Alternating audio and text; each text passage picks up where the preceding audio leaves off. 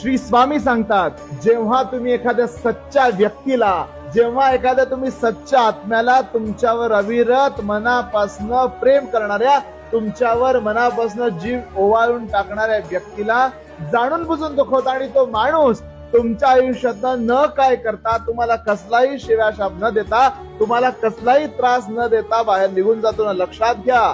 तेव्हा त्याचा आराध्य त्याच्या मागे उभारतो, तेव्हा त्यानं तुम्हाला शिव्या नाही देऊ दे, तेव्हा तुम्हाला शाप नाही देऊ दे, त्यानं तुमच्याविषयी कुठलीही वाईट गोष्ट नाही बोलू दे, पण प्रकृती बदला घेते. हा निसर्ग, ही प्रकृती त्याचा बदला अवश्य घेते. प्रकृती सांगते की चांगल्या माणसावरचा अन्याय प्रकृती कधी सहन करत नाही. तुमचा आराध्य जरी किती बळकट असला आणि तुम्ही जाणून बुजून चुकत असाल, जाणून बुजून वाईट वागत असाल, जाणून बुजून एखाद्याला दुखवत असाल, तर तुम्हाला या जगात कुणीही वाचवू शकत नाही. हे स्वामी वचन आयुष्यभर लक्षात ठेवा. श्री स्वामी समर्थ.